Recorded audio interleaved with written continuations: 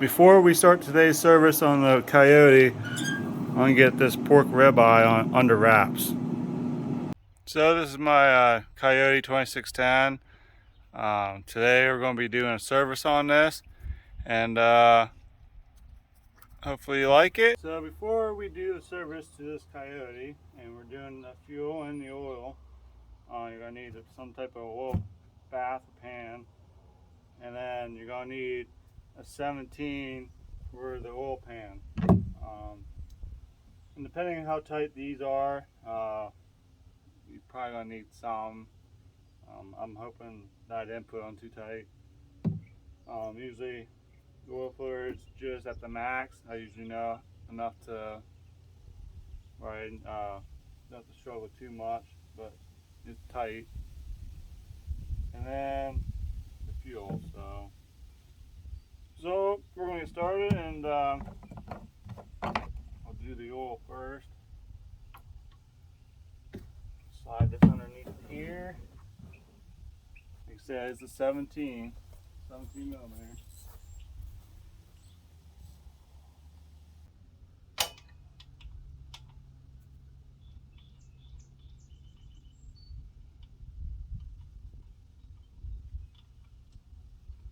I usually take the oil cap off, that way it just breathes easier when it comes out. Set those there, set those items there, along with my ratchet, and just kind of wait a bit.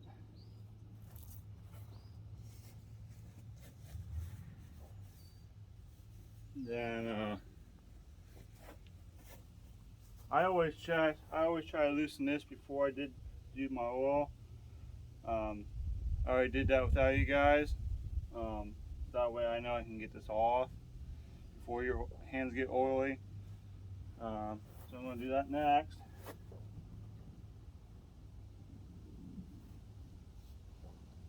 Man, it's still tight, don't get me wrong.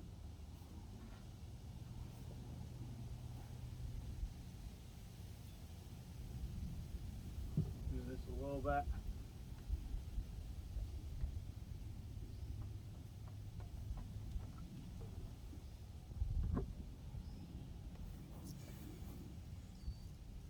So that's not too bad. I'm going to show you a close up here. Yeah, I'll show you a close up. So on a 2610, this is where it's going to be at for your oil, and this is where it's going to be at for your fuel. So now I'm just going to let it drain into my bucket there, and also put you guys back real quick. Also, what I like to do is to make sure all the oil is out of it. You want to pick up your machine like this and get all the oil out of there. Now, if you guys ain't strong, just picking up the front end like that, I'm sorry. I apologize. But yeah, just all you have to do is pick it up, let it run to the back, and it should all come out. And then that's your back day for the day. I'm not gonna fight it. I'll show you if it's seized on what I use to get it off. So it's a blessing in disguise, I guess, for you guys if this happens. So I'll be right back and grab what I need.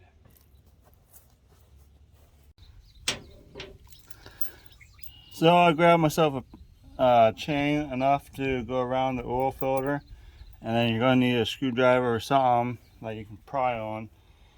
This is if you don't have the correct wrench or what have you for the oil or whatever you need. This is the simplest way to do it. If you have something like this, a chain, all you're going to do is go around it. And I hope you guys can see what I'm doing, but I'm trying to also get good leverage on this too. Next, we're going to do is take the screwdriver and kind of go through the 2 points. Kind of hope I got this tight enough. Not catch everything, sorry. And then all you're gonna do is basically pry on it until it starts moving. I could go a little tighter. I'll go one notch tighter. And basically I'm just gonna keep doing that. I think that's enough to, yeah. That's one way of doing it. Now you guys understand why I did this before. Yeah, I'm just going to a few odds. I'll end up using that oil for the barn anyhow. So that's that. And I guess being we're up close, I want to make sure my seal's good on top. And I'm gonna put my new fuel filter on. So Kioti, as far as the engine oil goes, they want you to change at 50, 250, and 1 year. I'm pretty religious about my oil, so I usually did the 50 every time till it hit a certain mark. Then I did every 100 hours. So we're at the 100-hour mark for the oil, and I figure where I'm at it, I'll do the engine oil. And Kioti refers their fuel element to be replaced around the 200 mark, and then whenever. But I always change mine when I change my oil. There was one instance that it needed to be changed. My fuel needed to be changed before the 50 because there was something wrong with it. It was plugged up already somehow. I think it's poor. I blame it on the filter because there's no reason why it should have went that quick. But here's the new fuel filter, the element. And what you're going to need to use if you have a 2610 is you're going to need to reuse the water separator for this unit. And then I already did my coating for the top. So what I'm going to do now is basically put it on and then put this on for you guys. Maybe if I can try not to get it all oiled up. There we go. And all I'm going to do is give it a nice snug. I believe that's fine. 6.5. That's what we're going to roll with. 22. And then that will let me know when it was changed. And then we'll do the same thing for the filter. The only thing about the filter I normally do with that is I put the date and the next service. So that way all I have to do is look at the service when the hood's down. It's like, all right, at say 610, you need to replace this, because I can't see this when the hood's closed. I can see this when the hood's down. So that's the reason why I do it like that. I could do the same thing for the top, but that will confirm if this was 610, I'd change that at 510 of the hours. So now I'm going to do the same thing. I'll put a little bit of oil on my oil filter.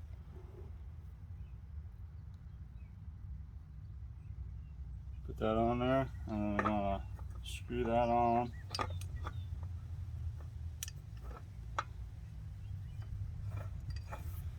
Get a pin down. Put that on. I don't need to put it so tight where I can't get it off. I don't want it leaking.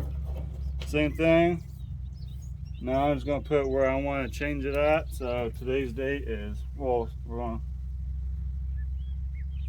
6/5/22. We're going to change this at 6:10 for hours, and I think that's it. So now this is going to be visible for me to see when I need to redo this. You probably already seen my oil spout. I bought this at Tractor Supply to fit between the loader when it's on. Today's purposes, I took the loader off so you can see everything. But this is the fill tube on a 2610. They also have one up here. I'll take a picture of it and insert it. But there's also one on top, but that's just a pain when this is easily accessible. Now if you got a 3510, it's going to be a completely different engine, and also the 4010. I think it's still somewhere up in here, at least on the 4010, to fill it up. But other than that, I'm going to start filling it up. Well, I'm not going to fill it up. Normally what I do is I put the plugs in, and this is going to make the video longer than I probably like, so I'll probably cut some of this out maybe.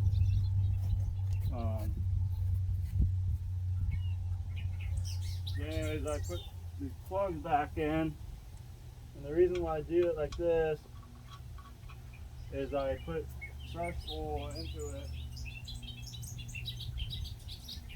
That way I get all the stuff at the bottom out of it. I'm just a freak like that. I just kind of like to get everything out of it as much as possible.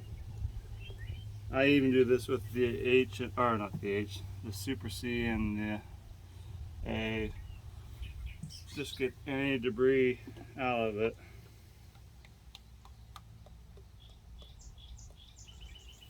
And like I said, I might cut this part out of it, but anyways, I go through this, and then I'll top it off with the engine oil. Oh yeah, I didn't think it'd take too much. Second guessing myself. So the oil that we put in was just enough to get over the, no, I shouldn't say get over the second pan, but it was just enough to transfer on the other side as I fill it up. So I'm just going to pull both plugs, drain that out, and then I'll put the fresh oil in it. So now we're going to prime our fuel.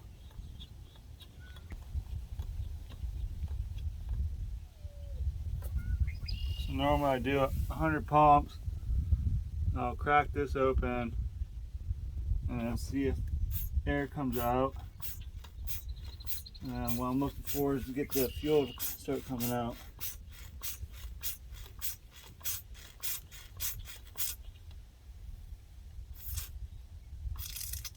And the fuel is starting to come out, so I shouldn't have any air in it. And now, before we start the engine, to confirm we don't have any air in there, we need to put some oil in there. I use Travelers. It's cheap, and as much as I change my fuel and oil and fuel, it don't concern me too much. Now, if I was going to do the transmission where it stays in there longer, I would use the most expensive brand, only because it has zinc in it, and zinc draws out the water. So when it comes to my transmission, the hydraulic fluid, stuff like that, I want the zinc in there, so I don't want water buildup. Fun times. Also, this is a 3-cylinder diesel, and it uses 2 quarts per cylinder, so you're talking about 6 quarts. So a little over a gallon. So let's check that real quick.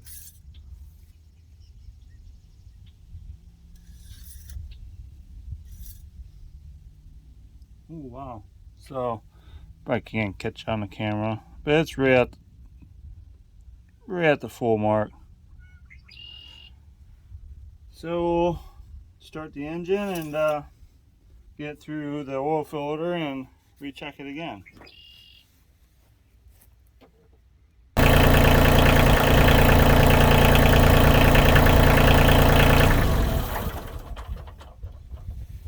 So with 100 pumps, make sure this is tight too.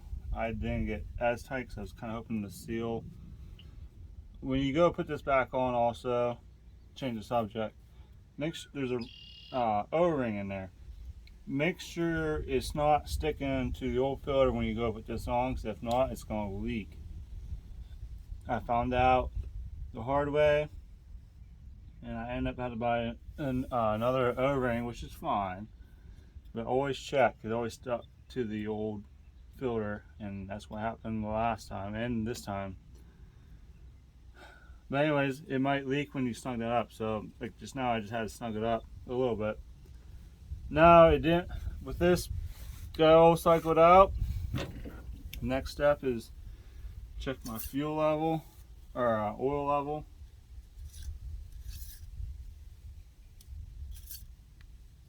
And we only went down maybe a quart. I'm probably gonna leave it right there.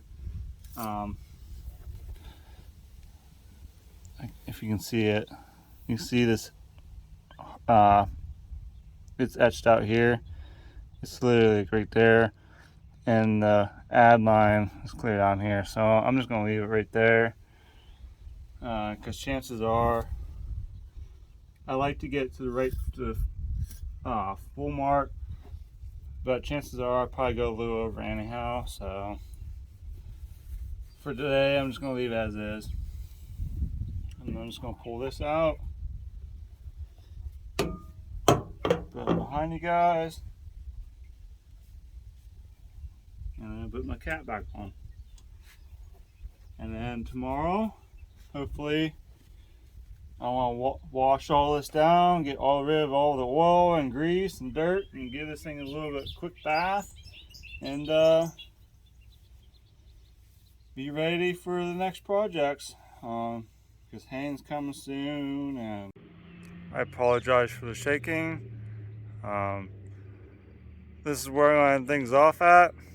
Hope you guys enjoyed the video, and see you guys on the next one. God bless.